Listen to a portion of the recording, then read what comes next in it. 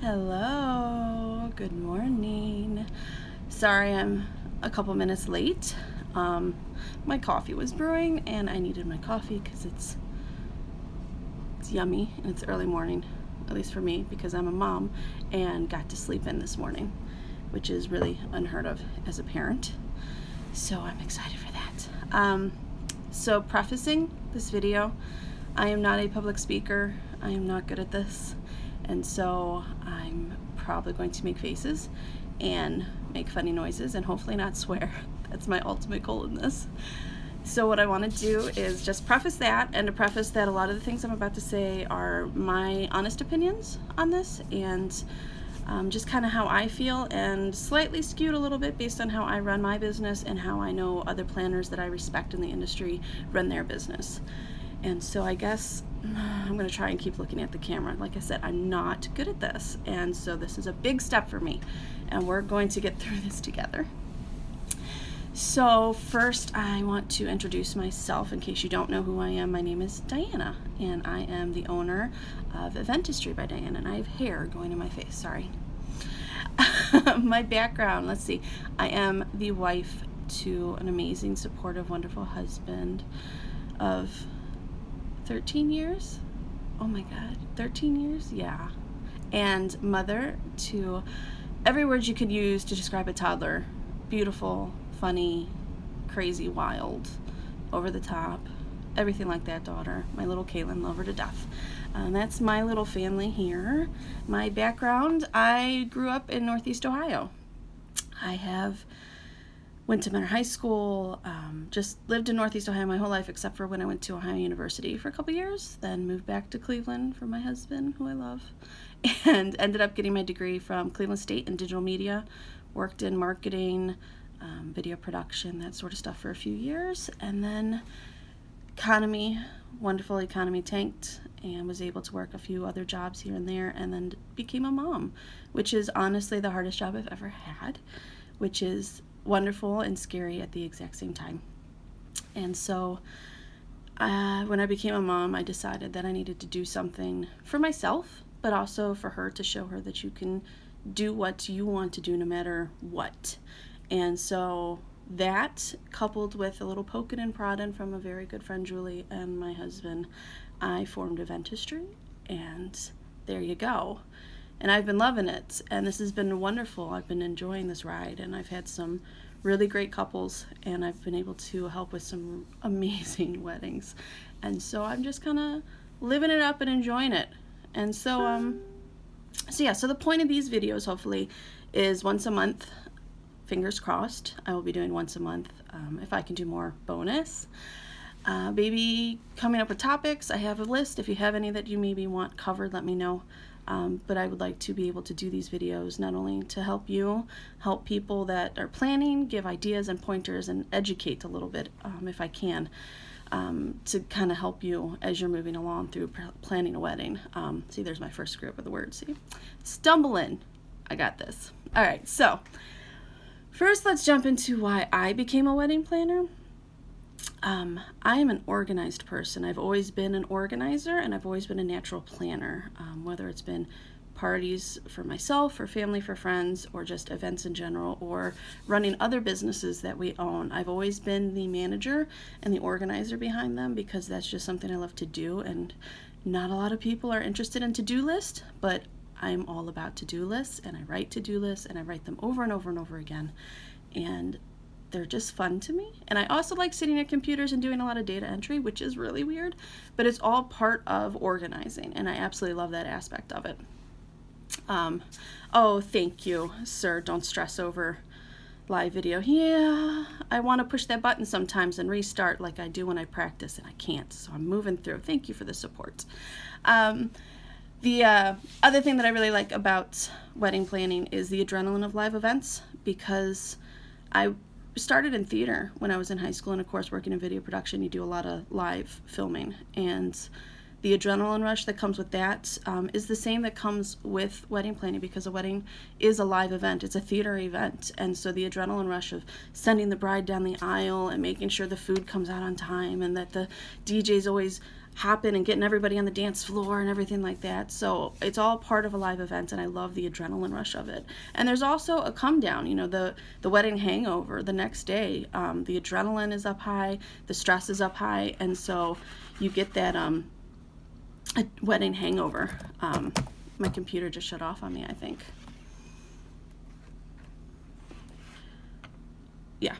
So you get that adrenaline high while you're doing a video, a wedding, and I love that about it. I absolutely love being able to be a part of that. The other thing is the creative outlet that comes with it. A lot of clients that hire me for design to help with designing their wedding, it's a huge creative outlet for me. I'm an artist at heart. I'm a crafty person at heart, and hence the name Eventistry of my company. It's the mix of events and artistry. And that's what I am. I'm an artist. And so being able to have that creative outlet to be able to not only help people plan a beautiful wedding, a unique wedding, wonderful, I love themes, to be able to do something like that is a huge creative outlet for me, which is extremely important for everybody. Everyone has a different creative outlet, and that's my creative outlet, and I absolutely love to be able to do that. So that's kind of me and the 3 pointers and why I became a wedding planner, what I like, but there's always so much more to wedding planning, and there's always so much more that I like about wedding planning, but I can't go into all of that because this would be like a 10-hour video. So let's jump into what is the difference between a wedding planner and a wedding coordinator, because those are two terms that get interchanged a lot. And so, real basic, a wedding planner is somebody who's there from A to Z, that helps you with everything. Finding your vendors, finding your locations, helping you stay on budget, going to meetings with you, scheduling your meetings for you, everything like that. They're involved in every process from A to B, and a lot of times someone that you hire for full planning is also helping you with your design. So those are the kind of things that a planner does. And then a coordinator is just somebody that comes in usually towards the end of your planning process to sit with you, to go through everything, finalize all your details, and then is there to help you run your day, your rehearsal, your the whole day. They're there for that. So that's the difference, and it's two words that kind of get interchanged a lot, and I'll probably even interchange them a little bit while I'm talking in this video, because they really are the same thing. It just depends on what you've hired them for. I am both. I am a planner because I do full service planning starting from A to Z, but I'm also a coordinator because a lot of clients hire me just for coordination, which is coming in again towards the end, helping with those last minute details, and then running the actual show, as I call it. So if somebody says they're a coordinator, they're more than likely only someone that does coordination towards the end for you. And if somebody says they're a planner, they probably do both. So why should you hire a planner? There's a couple different reasons why people hire a planner. And the top 3 reasons that I get when I'm talking to people, the first one is they're too busy to plan their own wedding. They have a full-time job, they have kids, they have maybe parents they have to take care of. There's a lot going on in their life, and they're too busy to be able to handle all the small stuff and to handle scheduling things and doing the research on vendors and things like that. When you hire a planner or a coordinator, they give you the vendors that they think would fit for you. They do the research. They know who's working the best, who's got the price that you're looking for, and so that's research you don't have to do. And so if you're really busy in your life and you don't have time to do all that research, a wedding planner is great to be able to give that information to you, so you don't have to spend the time doing it. I'm getting parched, excuse me. Good coffee. Okay. Another reason why a lot of people hire a wedding planner, which is probably one of the biggest reasons that I get for people to hire a wedding planner, is that they're stressed. Wedding planning is so stressful. Oh, bye, Sam. Oh, thank you. I love working with new people that I haven't worked with before. So yes, hopefully we do get to work together. What was I saying? Oh, stressed. Okay, so people are stressed. So wedding planning is extremely stressful, and it's very, it's stressful, and there's so much to do. It's overwhelming. There we go. That's the word I was trying to think of. It's overwhelming. There's so much to do, and you don't think about this. When you're planning a birthday party for maybe your kid, there's a lot going on, and it's stressful, and it's a little whatever, but you're like, it's a birthday party. But there's something about weddings. There's the idea of having to have this grandiose wedding, and you're also inviting 150, 200 people average, sometimes less, sometimes more. It becomes overwhelming, all the little details and everything that you have to do to be able to plan this wedding to how you want it to be and how you feel other people want it to be, which I will point out that you should never plan something for somebody else. This is your wedding and it's all about you two, keeping in mind your guests, keeping in mind that they will be there and you should do things to entertain them and stuff. But in the end, what do you want for your wedding day? Because it needs to reflect you. It needs to reflect what you want and who you are as a couple. And so that's probably the most important thing. Okay, back on topic. So people get stressed and they're overwhelmed and they don't know where to go and they don't know what to do next. And so a coordinator and a planner can help hone you, can help get you to where you need to be and keep you on track. And, I have a checklist that goes over a whole year of everything you should be doing. And so it keeps you on task for what you should be doing as you're planning your wedding. And when you have something like that guiding you and you have a person that's your lending ear that you can talk to and ask questions and bounce things off of, that removes a huge level of stress for you. The last reason that a lot of people hire a coordinator and a planner for is they don't want to work the day. They don't want their family to work the day. They don't want their friends to work the day. If you have an aunt that's going to come and drop all your linens, woohoo! There's nothing wrong with having somebody there to work your day, but a lot of people, you should be getting dressed, you should be getting your hair done, your makeup done, getting your suits on. You shouldn't be worrying about, are the flowers there? Is the cake showed up? Is it the right cake? What's the centerpieces look like? You shouldn't be worrying about those kind of things, and you shouldn't be setting it up yourself. You should be enjoying your day. This is one of the biggest days of your life. You should be enjoying it. And so by hiring a coordinator and a planner, you don't have to worry about it. You literally get a schedule for the day that says, wake up, get dressed, show up here, and enjoy your day with your friends and your family and drink your mimosas and have fun with it. That's probably the second biggest reason why people hire a planner or a coordinator. So what do you look for in your planner or your coordinator? Now, most of what I'm going to talk about is kind of with wedding management, which is a coordination service, but this applies to full service planning as well, just a planner in general. So the first thing you want to do, if you're going based on not referrals from friends and family, so no one's referred to you anyone that they've worked with before, you're starting from a blank slate, you just need to find a wedding planner. So the first thing you're going to do is Google. Okay, you're going to find wedding planners in your area. Simplest way to find wedding planners in your area. What you're going to do with that list, or if you're going to Wedding Wire or the Knot, find wedding planners in your area. You need to look at reviews, okay? Not just on the Wedding Wire and the Knot, because that's a whole different other video. It's probably for industry only, but you're not just going to look at the Knot and the Wedding Wire. You're also going to look at their Facebook page, their webpage itself, Yelp. I guess Yelp is still a thing. You're going to look for reviews all across the internet, because some people leave reviews in some places and some people leave reviews in other places. And so you need to be able to look at reviews all across the board. You also, when you're at their website, you need to look at the whole website, not just look at the pictures, because the website itself is a reflection of that person, okay? So you go to a website and it's blush and greenery and lush with glitter. That's their style. If you come to my website is purples and teals and blues, brightly colored, and it's a little bit dark. That's me, okay?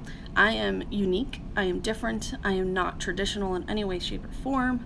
And so that's reflected in my website, and that kind of shows my personality. I'm not a normal wedding planner. I feel everyone says they're not a normal wedding planner. But you can see the difference in people's websites when you go to them. Some are lots of green tones, some are blush tones, some are, like I said, the purple tones, and just wording and how they word things and how everything is expressed on their website is a complete reflection of them and is their brand. And that's already going to tell you the kind of personality and the kind of style that they have. And so if you're looking for somebody who's non-traditional, you might look at my website. If you're looking for somebody who's extremely traditional, you might look at another website. And so that can help you decide just from website what kind of style and such they have. But still keeping with that, you have to meet the people first, okay? Almost all wedding planners offer a free consultation.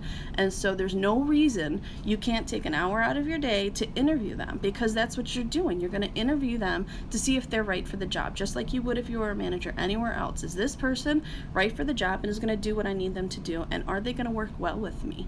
And so you have to have a consultation. And like I said, there's no reason to not do it. It's all free, and it's usually no obligation to buy kind of thing. And so sit down with these people, pick out a few of them, if anything, and sit down and compare and contrast. So while you're in this consultation, some of the things you need to talk about. What do you get with your packages? That's the first thing you need to talk about. This is the price. This is what you get. What is it? They should have some sort of paperwork they're going to give you, or something that they email you afterwards that kind of gives you a rundown of everything that you talked about in the consultation. Something along those lines is going to happen. And then that way you'll have that there to be able to compare and contrast everybody. How much do they work with you? Now, this is length of time in the sense of, if you're looking for full service, are they going to work with you more than 12 months out? Do they only work with you 8 months out? What is their timeline for how they like to plan weddings? And then, if it's coordination, are they coming in 2 weeks before the wedding, or are they coming in a little bit more, like a month or 2 months out? What is the length of time that they're going to work with you while planning your wedding? And then how many hours do they work on the day? Because that's a big one. Because that can also lead to a lot of extra fees, which I'll talk about in a second. Are they there for 8 hours? Are they there for 10 hours? It could be a huge difference, especially if they're doing setup and tear down. And so you have to sometimes adjust your schedule of your wedding based on that. And if you still need them, then there's the extra fee of having them and their assistants stay even longer. And so that's a very big point that you need to make sure you know. How long are they going to be there on the day? How are they organized? So paper. Do they write everything down on paper? Is everything done on paper? Or do they use computer Excel spreadsheets? And then myself, what I do, and what a couple planners that I respect in the area and whatever, we all use like a online planning program. And so not one is better than the other, because everybody works differently, everybody thinks differently. And so, some people are all about the iPad and having everything digital and they have it right there. And some people still need that paper, pencil, they write everything out and they have their binder and everything shoved in their binder. And so everybody's different, everyone thinks differently, everyone works differently, and that's fine. But what you need to find is the person that works like you. If you don't have an iPad, or if you don't want to work on the computer, you want to have everything sitting there in front of you in your binder, you don't want to find somebody that works digital. Or you need to make sure that the person that does work digital can send you PDFs that you can print out to put in your binder. So you need to find out how they're organized and how they work, so this way you can make sure it's going to work with how you work. How available are they to you? So for myself, the moment you book with me, I'm available. Texts, emails, phone calls, advice, vendor referrals, that kind of thing for wedding management. Full service planning, a whole different ball of wax. So, how available are they to you? Do they accept text? What are their policies and procedures for their hours? Are they willing to go above and beyond on certain things? A lot of times they do go above and beyond, and you don't realize it until you're already in the thick of it and you're already there. But so how available are they to you for advice and questions and that sort of thing? And then assistance. I kind of mentioned assistance earlier. Does their price include an assistant? So that one, some places do, some places charge extra for an assistant, but the red flag to me is one that says they don't need an assistant. You have to have an assistant as a wedding planner on the day. I can't be everywhere at once, okay? I can't be out making sure photos are going okay and seeing the reception inside at the same time. So I have my assistant, and I have our little headpieces with our walkie-talkies, and they're my eyes and ears on the inside. And so I firmly believe, as a wedding planner, you cannot be a wedding planner without having an assistant. And if you do that, that's great. But there's no reason to, and it's so much more efficient, and your day runs so much better when you have an assistant. And so if a wedding planner says they don't need an assistant, to me, I would be thinking twice about hiring that planner. Sorry for anyone that works that way, but that's just how I feel. And then what are their extra fees? What do they charge for an assistant? I come with an assistant, but maybe we need more assistants. So what is the charge for an extra assistant? What is the charge for busing if that has to be done? What is the charge for excessive setup. There's different charges that people have for extra work. Nobody likes to talk about extra charges, but that's why everybody usually says, my package starts at, because until they sit down with you, until they really know everything that's involved in your specific wedding, they can't really give you a price, because they need to know if they have to do certain things, and then they take their little a la carte items and they'll add it together for you. And so you need to find out what those extra fees are, especially if you know what's going to happen. With a lot of my couples, I don't know until a month to 2 months out that, I'm going to have to do this and this and this. And yes, that's okay, but I have to bring in another assistant, or that's a little much in my tone of work, so I recommend hiring somebody else. Or yes, I can do that for you. It's this amount of money. And so that kind of stuff is handled before the wedding, but a little bit closer to the wedding, if that makes sense. And so they usually have a fee list, though, that you should be given, that you should know exactly what are those extra fees. And so that way you're somewhat prepared for, if you know this is going to happen, this is what they're going to charge. And lastly, what is their cost? I know cost is extremely important, and it should be something that fits into your budget, obviously. But what you need to do is take a look at everything that's offered, everything that they're giving you, everything that's included in the package that they have potential to do, and then what does it cost? And then compare it to everyone else. And it's, there's a huge price difference in wedding planners. And the ranges were between $500 and $1,500 just for coordination. And that's a huge difference.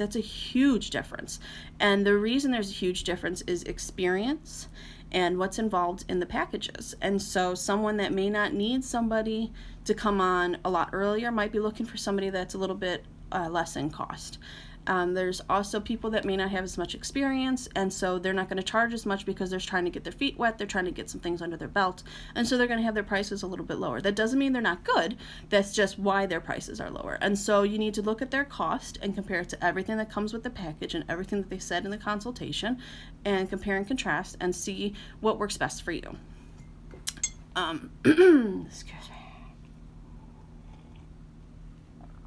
It's not Christmas, but this is peppermint mocha because it's my favorite. No pumpkin spice. Okay. So after your consultation, excuse me, there's a lot to think on. You're going to walk out of that consultation, you're probably going to be a little overwhelmed.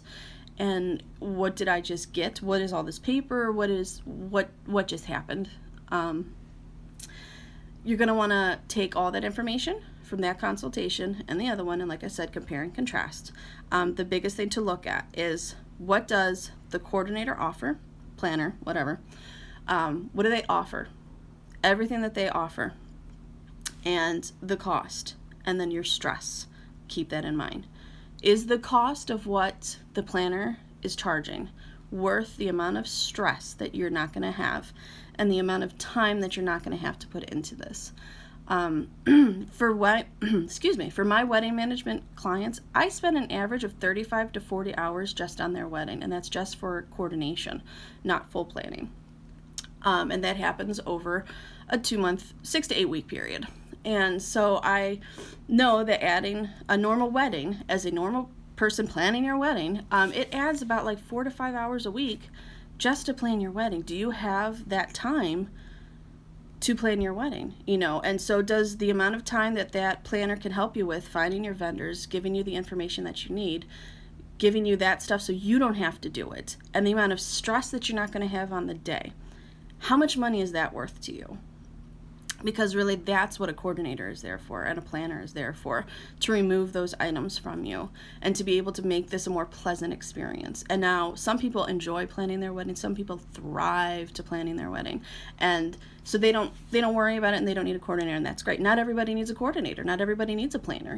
There's weddings happen all the time without planners and coordinators, and I'm very well aware of that. But for the people that need that stress lifted, that need help with their time management, that don't have the time to do the research or look into things, they're the people that should be looking for a planner and a coordinator. So again, compare and contrast, meet with the people, decide personality, do they mesh well, does the cost fit in within your budget, and is what they offering exactly what you need. So to kind of wrap up everything, obviously I offer consultations. So if you would like to sit down with me and have a consultation, talk a little bit more, please let me know. Send me a message, leave a comment, whatever, and we can set up a little consultation. If I'm not the right fit for you, I'm going to send you to somebody who is, because as much as I like business, what business person doesn't want business? I'm going to send you to the person that's going to work for you. I recently had a couple that contacted me and they're too far away. And as much as they want to work with me and I want to work with them, I feel like the travel time is going to be a bit much. And so I sent them to another coordinator that I think is going to help them a little bit better because they live closer. And, you know, those are the kind of things that I feel I have to do to be able to make your planning experience wonderful and enjoyable. So if you want to meet with me, though, let me know. We'll set up a consultation and talk about what I can do to help you. And so the one thing that I really want to talk on is that some people are like, you know, I don't need a planner. Why would I need a planner? I don't need a coordinator. I can handle all this. And so I have heard from many couples that have never had a coordinator, that never had a planner, that had their wedding, regret not having a planner. And that's one of the few things that they wish they would have spent more money on or would have had. But I have never heard somebody that had a coordinator or a planner regret hiring them, because a planner and coordinator can really take your experience to the next level. And I mean, of course, there's bad seats, there's people that aren't professional, there's things that happen and that are uncontrollable, and there's just nothing you can do about it. But I've never had anybody say to me that they regret hiring a wedding planner. But so many people have said, God, I wish I would have had a wedding planner.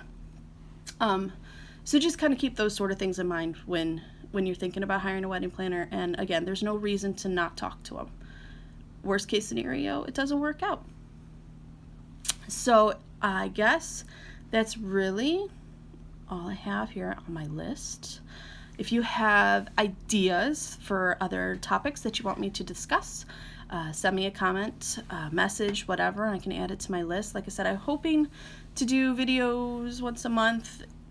If I can do more, I will, to be able to help you and to be able to get you a little bit better through this whole planning process. That's not how I wanted to say that, but that's kind of, yeah, okay. Send me a message, leave me a comment, let me know, and give me some feedback. I know I talk really fast, so that's one of the things I have to work on. So if there's anything else that you think could be better or could be more beneficial to the videos, please let me know. And I guess that's it. So thank you so much for tuning in, whether you came live or during the replay. Just getting to this point and watching it warms my heart. Okay, thanks. Bye.